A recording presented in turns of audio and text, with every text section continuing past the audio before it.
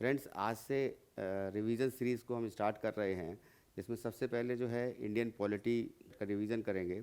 और इसमें जो है ख़ास तौर से यूपीएससी और यूपीपीसीएस की जो 2025 की प्रारंभिक परीक्षा, आरओ की प्रारंभिक परीक्षाओं पर विशेष ध्यान दिया गया है।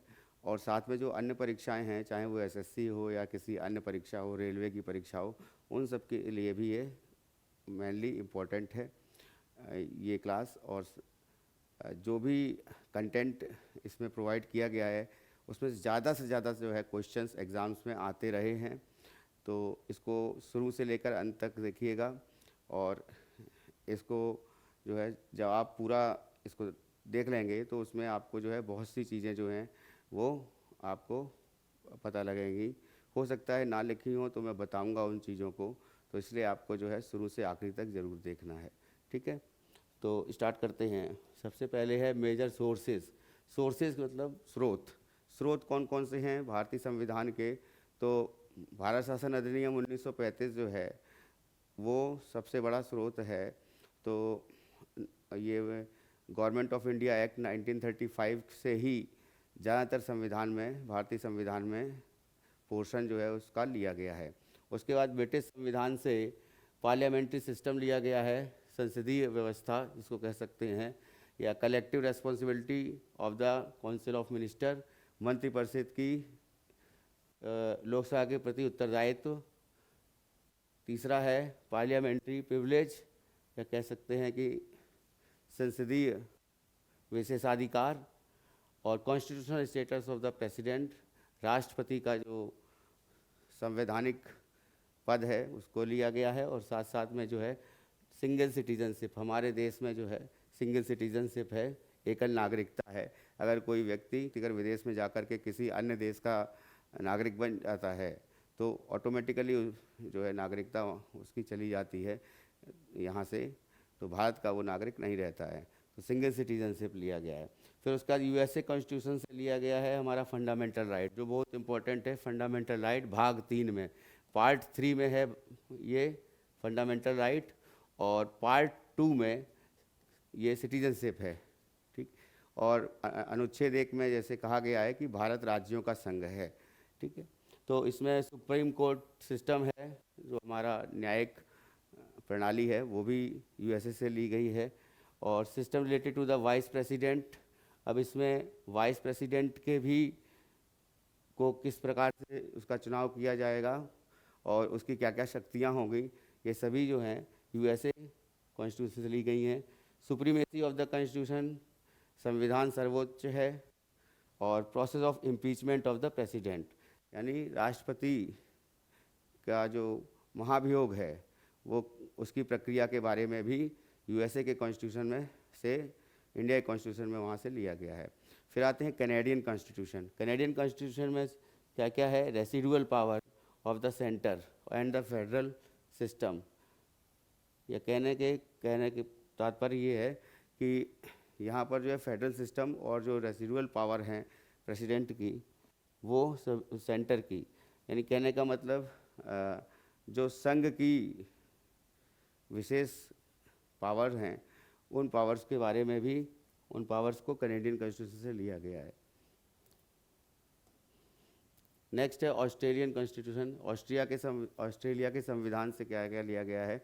तो सबसे पहला है वो केंद्र राज्य संबंध है वहाँ, और साथ साथ में जो 7वीं अनुसूची में जो संघ सूची है, जिस पर जो है वो सूची दे रखी है, उसमें केंद्र सरकार कानून बना सकती है। और दूसरी राज्य सूची है जिसमें राज्य सरकार कानून बना सकती है। और तीसरी कंकरेंट लिस्ट है, या फिर कह सकते हैं कि समवर्ती सूची है। तो समवर्ती सूची पर राज्य सरकार है और केंद्र सरकार है, केंद्र दोनों ही कानून बना सकते हैं ऐसे विषयों पर। तो वो सभी विषय जो हैं, तो समवर्ती सूची जो है ये ऑस्ट्रेलिया से ली गई है, और केंद्र राज्य संबंध भी ऑस्ट्रेलिया के कॉन्स्टिट्यूशन से लिया गया है। ठीक है, उसके बाद आते हैं आयरलैंड के कॉन्स्टिट्यूशन से क्या लिया गया है? तो नीति निर्देशक तत्व, DPSP, directive principle of state policy. पहली चीज़ तो नीति निर्देशक तत्व जो हैं वो इरीज कॉन्स्टिट्यूशन, या कह सकते हैं आयरलैंड के कॉन्स्टिट्यूशन से लिया गया है। उसके बाद system of electoral college of the in the election of president, यानी प्रेसिडेंट के चुनाव को लेकर के इस प्रेसिडेंट के चुनाव किस प्रकार करना है, तो एकल संक्रमणीय समानुपाती विधि होती है, सिंगल ट्रांसफरेबल वोट सिस्टम। तो उस ये जो प्रोसीजर है उसके बारे में इलेक्शन ऑफ प्रेसिडेंट के बारे में बताया गया है। तो जैसा कि हम लोग को पता है कि प्रेसिडेंट के लिए क्या क्या होना अनिवार्य है, तो कौन कौन प्रेसिडेंट के लिए वोट डाल सकते हैं, कौन कौन से मेंबर्स। तो सबसे पहले हम लोग जानते हैं कि लोकसभा के मेंबर्स होने चाहिए, राज्यसभा के मेंबर्स होने चाहिए और राज्य विधानसभाओं के मेंबर होने चाहिए। वो भी कौन से, नॉमिनेटेड नहीं होने चाहिए, इलेक्टेड होने चाहिए, निर्वाचित होने चाहिए। ठीक है। तो राष्ट्रपति के द्वारा जो मनोनीत होते हैं, तो मनोनीत सदस्यों को नहीं लिया जाता है यहाँ के, इसके राष्ट्रपति के चुनाव में, इनके चुनाव में नहीं लिया जाता उनको। उसके साथ साथ में दिल्ली और पौंडीचेरी की विधानसभा सदस्यों का भी मत जो है वो लिया जाता है प्रेसिडेंट के चुनाव में, उनके द्वारा भी मत डाला जाता है। तो उसके बाद आते हैं साउथ अफ्रीका के कॉन्स्टिट्यूशन से क्या लिया गया है। तो दक्षिण अफ्रीका के कॉन्स्टिट्यूशन से कॉन्स्टिट्यूशन अमेंडमेंट एक्ट लिया गया है या अमेंडमेंट सिस्टम लिया गया है। संविधान संशोधन की प्रक्रिया जो है उसको दक्षिण अफ्रीका से लिया गया है, और संविधान संशोधन की जो प्रक्रिया है ये भाग या कह सकते हैं पार्ट 20 में ये गिवन है, भाग 20 में। ठीक है। और उसके बाद जापान से क्या लिया गया है, प्रोसीजर, प्रक्रिया किसकी, जो इस्टेब्लिश्ड बाई लॉ, जो कानून के द्वारा स्थापित प्रक्रिया है उसके बारे में लिया गया है हमारा कॉन्स्टिट्यूशन में। ये जापान से ये चीज़ जो है ये प्रक्रिया ली गई है। तो और रशिया से, या फॉर्मर सोवियत संघ था उस समय, तो उस टाइम पे जो है रशिया से फंडामेंटल ड्यूटीज़ ली गई हैं। फंडामेंटल ड्यूटीज़ रशिया से ली गई हैं और फंडामेंटल राइट्स अमेरिका से लिए गए हैं। फंडामेंटल ड्यूटीज़ को बाद में 42वें संविधान संशोधन से के द्वारा ये जोड़ा गया कॉन्स्टिट्यूशन में, और जो भाग 4 का में ये 11 जो फंडामेंटल ड्यूटीज़ हैं वो गिवन हैं, मौलिक कर्तव्य। ठीक है। अब 10 जो थे वो मौलिक कर्तव्य, पहले 10 जो हैं वो directly from the Russian constitution से लिए गए हैं, और बचा हुआ जो एक है उसमें वो है शिक्षा का अधिकार, जो अंतिम वाला है 21 का जिसको कहते हैं। तो वो शिक्षा का अधिकार जो है वो मौलिक कर्तव्य जो 11वां नंबर का है वो जो है 42वें कॉन्स्टिट्यूशन से उसको लिया गया है। उसके बाद में जो है ये शिक्षा का अधिकार जो है ये मौलिक अधिकार में भी शामिल है, अनुच्छेद 21 का में, और वहाँ पर जो ये अमेंडमेंट किया गया था वो 42वां संविधान संशोधन 1976 के द्वारा वहाँ पर ये किया गया था, मौलिक अधिकार को में इसको शामिल किया गया था। ठीक है, 86वें संविधान संशोधन के द्वारा। ठीक है। उसके बाद जो है जर्मनी से हमने क्या, इमरजेंसी प्रोविज़न, जितने भी आपातकालीन उपबंध हैं वो फिर 356,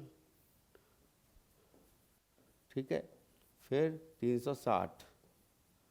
तो जैसा कि पता है कि 352 हमारा ये आपातकाल उपबंध है, इसमें सशस्त्र विद्रोह को शामिल किया गया है, और इसमें जो है जो इंटरनल डिस्टरबेंस है, आंतरिक अशांति है, उसको रिमूव करके 42वें संविधान संशोधन के द्वारा इसमें सशस्त्र विद्रोह को जोड़ा गया है। तो साथ साथ जो है कि अगर किसी देश के से जो है हमारे देश में जो है वार होता है, या जो भी इंडिया पाकिस्तान का वार हुआ, या फिर कह सकते हैं कि जो भी 1962 में चाइना के साथ जो वार हुआ, तो एट दैट टाइम क्या है कि इमरजेंसी का प्रोविज़न था। तो इमरजेंसी लगाई गई थी, और साथ साथ में अगर कोई इंटरनल डिस्टरबेंस होती थी, आंतरिक अशांति, तो वहाँ पर भी ये इसको इमरजेंसी को 352 के जरिए लगाया जा सकता है। तो ये आर्टिकल 352 में आता है। और इसमें क्या है, एक चीज़ और मेजर चीज़ है कि तब जब इंटरनल डिस्टरबेंस को लगाया गया था, उस समय Indira Gandhi was the prime minister of India. At that time क्या हुआ कि इमरजेंसी जो लगाई गई थी वो आंतरिक अशांति को लेकर लगाई गई थी। उसके बाद जो है इसको चेंज किया गया और उसके बाद इसमें रखा गया सशस्त्र विद्रोह, कि जब तक सशस्त्र विद्रोह नहीं होगा तब तक इसको जो है नहीं लगाया जाएगा। फिर 356 में राष्ट्रपति शासन का प्रोविज़न है और 360 में ये वित्तीय आपातकाल कहेंगे। और वित्तीय आपातकाल अगर किसी प्रकार से इकोनॉमिक रूप से जो है इंडिया कमज़ोर है होता है, हमारे देश की इकोनॉमी कमज़ोर होती है, एट दैट टाइम जो है ये वित्तीय आपातकाल लगाया जाता है। तो ये तीनों चीज़ें जो हैं ये फंडामेंटल ये जर्मनी में इमरजेंसी प्रोविज़न का ये प्रावधान है और ये किस में आता है, भाग 18 में। ठीक है, अब आते हैं हम लोग कॉन्स्टिट्यूएंट असेंबली पर। कॉन्स्टिट्यूएंट असेंबली यानी संविधान सभा। संविधान सभा के बारे में जानेंगे कि पहली मीटिंग जो है संविधान सभा की, तो कैबिनेट मिशन आया था। कैबिनेट मिशन के द्वारा जो है संविधान सभा बनाई गई और उसके द्वारा जो है कॉन्स्टिट्यूएंट असेंबली का जो है क्रिएशन हुआ था। और इंडियन कॉन्स्टिट्यूशन में वो कब हुआ था, 9 दिसंबर 1946 को। उसके बाद लाइब्रेरी बिल्डिंग, या कहने का मतलब है पुस्तकालय में, कहाँ के पुस्तकालय में, काउंसिल चैम्बर के ये नई दिल्ली में जो स्थित है। ठीक है, तो वहाँ एट दैट टाइम जो है वो ये फर्स्ट मीटिंग ऑर्गेनाइज़ की गई थी कॉन्स्टिट्यूएंट असेंबली की। उसके बाद senior most member of the assembly, जो सबसे सीनियर मोस्ट थे, डॉक्टर सच्चिदानंद सिन्हा, इनको जो है प्रेसिडेंट बनाया गया था इस संविधान सभा का अध्यक्ष, परंतु अस्थायी यहाँ पे लिखा जाता है कि टेम्परेरी। अब क्वेश्चन आता है यहाँ पे, बहुत स्टूडेंट्स का ये क्वेरी रहती है कि ये पहला संविधान सभा का अध्यक्ष किसको कहा जाएगा, डॉक्टर राजेंद्र प्रसाद को कहा जाएगा या फिर सच्चिदानंद सिन्हा को कहा जाएगा। चूँकि ये अस्थायी थे, स्थायी नहीं थे, तो कन्फ्यूज़न क्रिएट होता है। लेकिन मैं अगर आप इसको देखें कि पर्टिकुलरली फर्स्ट पोजीशन पे कौन है, पहले स्थान पे कौन है, तो पहले स्थान पे डॉक्टर सच्चिदानंद सिन्हा का नाम आता है। तो पहले सच्चिदानंद सिन्हा बनाए गए थे और उसके बाद ही डॉक्टर राजेंद्र प्रसाद को अध्यक्ष बनाया गया था पूर्ण रूप से, पूर्णकालिक। तो ये जो टेम्परेरी अध्यक्ष थे, अस्थायी अध्यक्ष थे, भले सच्चिदानंद सिन्हा को अस्थायी बनाया गया था परंतु इनको ही पहला माना जाएगा। ठीक है, उसके बाद 11 दिसंबर 1946 को क्या हुआ था, डॉक्टर राजेंद्र प्रसाद को परमानेंट प्रेसिडेंट बनाया गया था कॉन्स्टिट्यूएंट असेंबली का। और उसके बाद BN राव का नाम आता है। BN राव को संविधान सलाहकार या फिर कह सकते हैं कि कॉन्स्टिट्यूशनल एडवाइज़र बनाया गया था। उसके बाद नेक्स्ट आते हैं proceedings of the constitution assembly.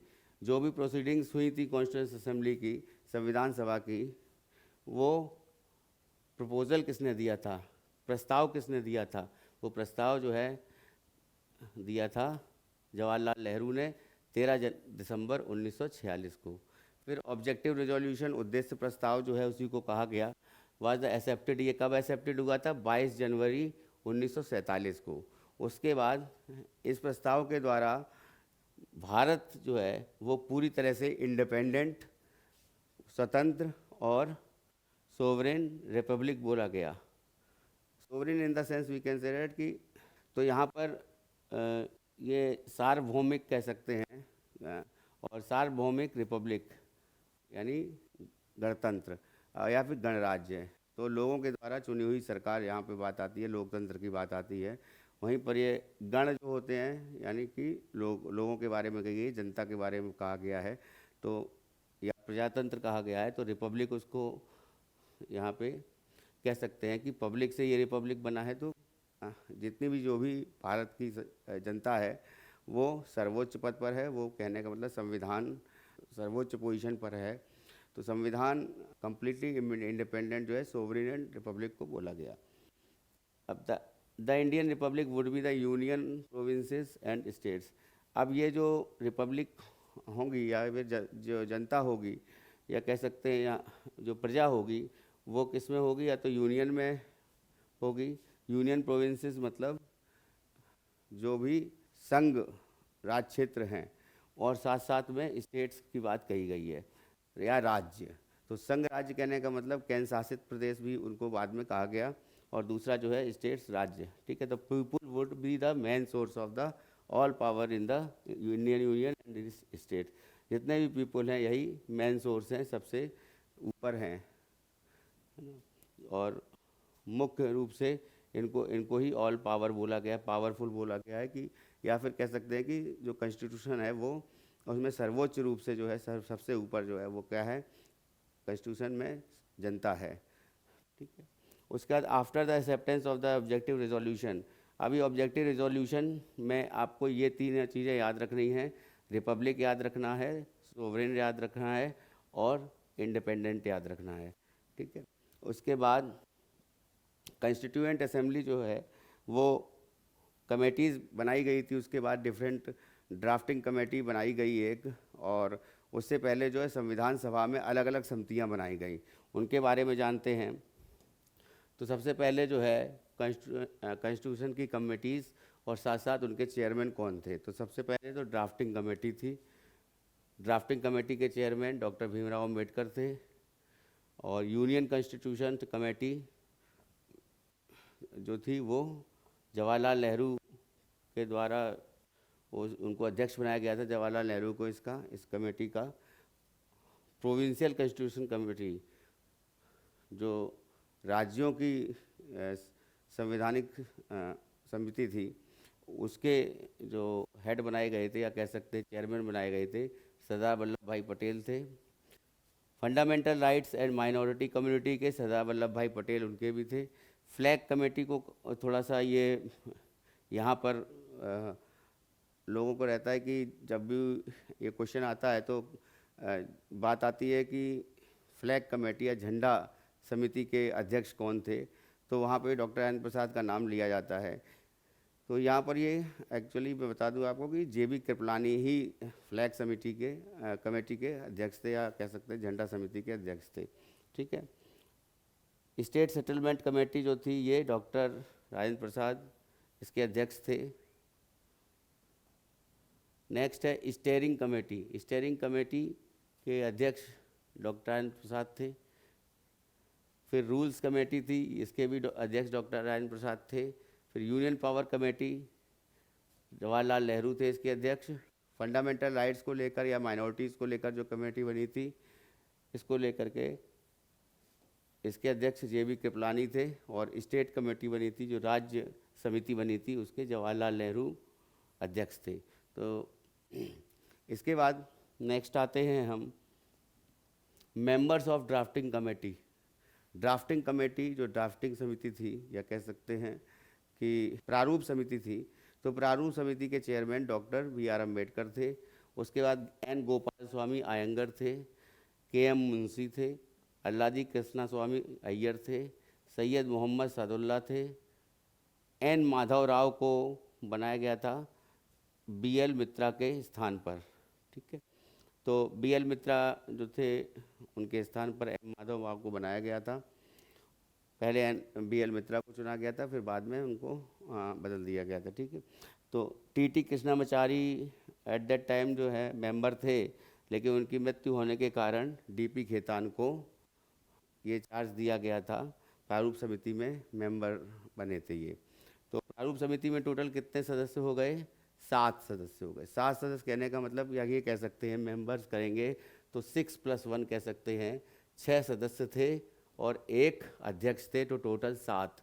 ये क्वेश्चन भी बहुत एग्ज़ाम में पूछा जाता है, नाम भी पूछे जा सकते हैं, ये भी पूछा जाता है कि किनकी मृत्यु के बाद टी टी कृष्णामाचारी जो हैं वो सदस्य बने थे।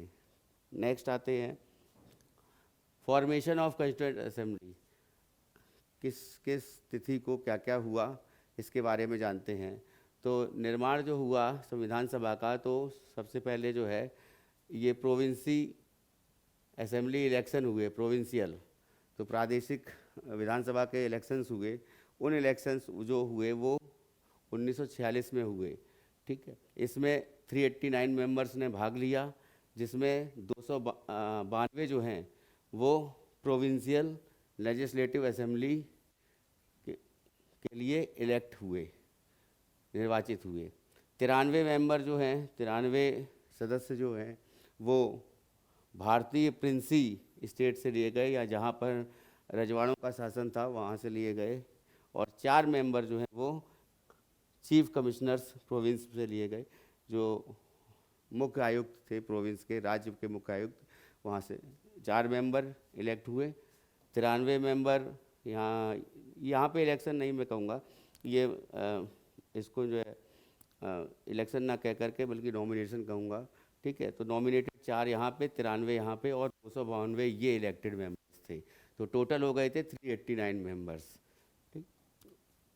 और ड्राफ्टिंग कमेटी की फर्स्ट रीडिंग कब हुई थी, तो यानी कहने का मतलब है कि अब ड्राफ्टिंग कमेटी का पहला प्रथम वाचन, तो प्रथम वाचन जो है ये 4 नवंबर 1948 से 9 नवंबर 1948 के बीच हुआ। द्वितीय वाचन 15 नवंबर 1948 से 17 अक्टूबर 1949 तक हुआ।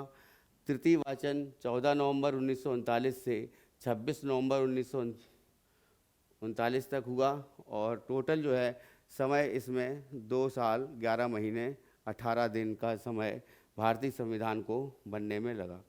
अब इसमें जो पहली लोकसभा थी तो 2 साल 11 महीने 18 दिन। तो पहली जो मेरे कहने का मतलब है कि पहली जब लोकसभा स्थापित हुई, या कह सकते हैं लोकसभा चुनी गई, जो इलेक्शन हुए, तो 1951 में इलेक्शन हुए और 1952 में प्रथम लोकसभा के जो मेंबर्स हैं वो इलेक्टेड हुए थे। तो उसमें क्या है कि वो सारे जो मेंबर्स संविधान जो सभा थी, तो संविधान सभा में जो भी इसके मेंबर्स थे, जिनको जो भी इनका चुनाव किया गया था, तो वो मेंबर्स, उनमें से ज़्यादातर मेंबर्स जो हैं सभी वो सीधे सीधे जो है गवर्नमेंट ऑफ इंडिया या पार्लियामेंट के सदस्य माने गए थे, ठीक है। गवर्नमेंट ऑफ इंडिया नहीं बल्कि पार्लियामेंट के सदस्य माने गए थे, ठीक है। अब ड्राफ्ट ऑफ द कॉन्स्टिट्यूशन, ये डिबेट स्टार्ट हुई थी। टोटल 114 दिन तक ये डिबेट चली थी, और उसमें जो है इंडियन कॉन्स्टिट्यूशन पर ये पारित हुआ था या अधिनियमित हुआ था 26 नवंबर 1949, जिसको हम लोग जो है कहते हैं कि संविधान दिवस। तो अधिनियमित, आत्मार्पित और अंगीकृत संविधान जो है वो 26 नवंबर 1949 को हुआ था। अब उसके बाद आते हैं कि अब जब ये इसका एडॉप्शन हो गया, भारतीय संविधान को हमने एडॉप्ट कर लिया, लेकिन इसको इम्प्लीमेंट कब किया गया, लागू कब किया गया? लागू किया गया 26 जनवरी 1950 को। ऐसा क्यों है, क्यों लागू किया 26 जनवरी 1950 को? तो उसमें बात आती है कि 1930 में कांग्रेस के अधिवेशन में 26 जनवरी को स्वतंत्रता दिवस मनाने की बात कही गई थी। तो उसी को लेकर के 26 जनवरी को ये डेट चुनी गई, और साथ साथ में कुछ पेंडिंग वर्क्स भी था। तो उस पेंडिंग वर्क को जो है कंप्लीट करने के लिए, कह सकते हैं कुछ धाराएं ऐसी थी या कुछ आर्टिकल्स ऐसे थे जिनको इंक्लूड किया जाए कि ना किया जाए, उन पर जो है कॉन्स्टिट्यूएंट असेंबली जो है बैठती है और चर्चा करती है। तो उस चर्चा के दौरान जो है इम्प्लीमेंटेशन, जो कुछ पार्ट्स का या कुछ कह सकते हैं कि कुछ आर्टिकल्स को लेकर के ये बात जो है इस पर चर्चा की गई, और चर्चा करने पर के बाद ही ये 26 जनवरी 1950 को ये इम्प्लीमेंटेशन हो पाया, संविधान का लागू हो पाया। 24 जनवरी 1950 को, उससे पहले जितने भी मेंबर थे कॉन्स्टिट्यूएंट असेंबली के, वो साइन करते हैं कॉन्स्टिट्यूशन पर, और डॉक्टर राजेंद्र प्रसाद जो हैं वो इलेक्टेड होते हैं पहले राष्ट्रपति भारत के 24 जनवरी 1950 को। And the constituent assembly was dissolved, और उसके बाद ये भंग कर दी जाती है कॉन्स्टिट्यूएंट असेंबली, और कन्वर्टेड इनटू इंटरिम पार्लियामेंट है। और चुनाव होने के बाद में उनको जो कॉन्स्टिट्यूएंट असेंबली में मेंबर थे वो पूरे के पूरे जो है पार्लियामेंटेरियन बन गए थे, यानी उनको जो है सांसद का दर्जा दे दिया गया था। और उसके बाद जो कांग्रेस के जो सदस्य थे, वो कांग्रेस के सदस्य ज़्यादातर जो हैं वो उन्होंने गवर्नमेंट फॉर्म करी थी, और पहली इंटरिम गवर्नमेंट के बारे में हमने आपको बताया, और जो भी इम्पोर्टेंट एस्पेक्ट थे वो कॉन्स्टिट्यूएंट असेंबली के, वो भी मैंने आपको बताया। इस क्लास में हम यहीं पे विराम देते हैं। जिन लोगों ने चैनल अभी तक सब्सक्राइब नहीं किया है मेरा आग्रह है कि सब सब्सक्राइब कर लें और साथ में बेल आइकन दबा दें ताकि जो भी नया वीडियो अपलोड हो वो आप उसकी जानकारी आपको मिल जाए। तो ये कंटिन्यू अब रहेगा, अब इसमें जो है कि गैप कोशिश करूँगा कि गैप ना रहे। ठीक, थैंक यू।